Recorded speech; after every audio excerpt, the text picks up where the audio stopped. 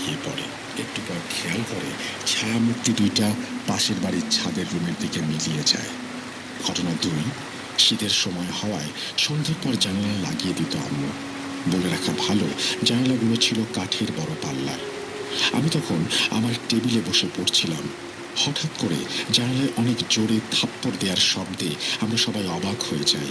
স্তব্ধতা কাটিয়ে জানালা খুলে কাউকে খুঁজে পাওয়া যায় না আর। তারপর থেকে নিয়মিত প্রতিদিন জানালায় থাপ্পড় দেওয়ার শব্দে পুরো বাসা কেঁপে উঠত আর আমরা নির্বাক হয়ে তাকিয়ে থাকতাম। ঘটনা 3, একদিন রাতে আনুমানিক 1টা থেকে 1:30টার মধ্যে আমাদের ঘুম ভেঙে যায় আম্মুর চিল্লাচিল্লিতে। ঘুম থেকে উঠে ঘটনা যা শুনি তা ছিল অবাক করা। আম্মু নাকি শুনতে পায় আপুর রুম থেকে কিছু ভাঙার শব্দ।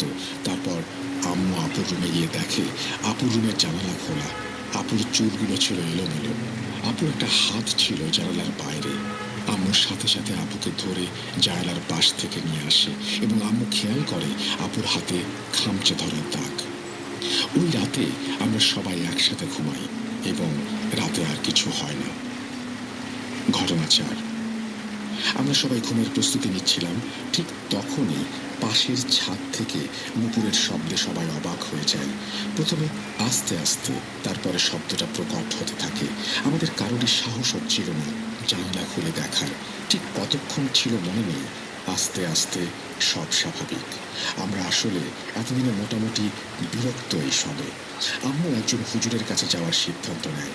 হুজুর কিছু একটা লিখে দেয় এবং বলে এগুলো জানালার ওপরে লাগিয়ে দিতে। আমরা তা করি। তারপর থেকে জানালায় আর কোনো শব্দ হয় না।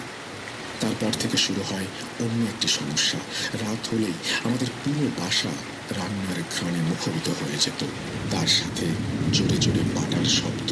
মনে হয় কোনো কিছু বাটা হচ্ছে।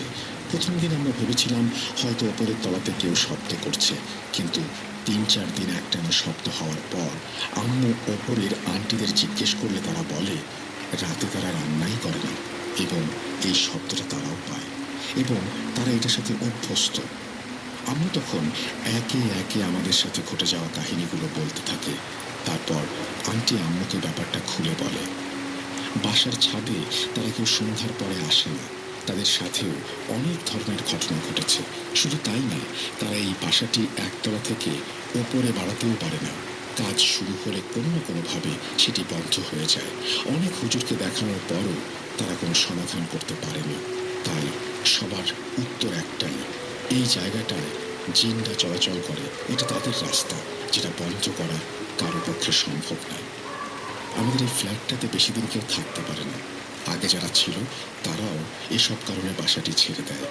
দেখতে দেখতে আমাদের বাসা বানানো সম্পূর্ণ হয়ে যায়। আমরাও চলে যাই এখান থেকে।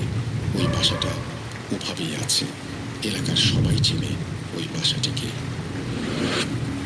এই ছিল আমার ঘটনা রাসেল ভাই। চেষ্টা করেছি গুছিয়ে লেখা।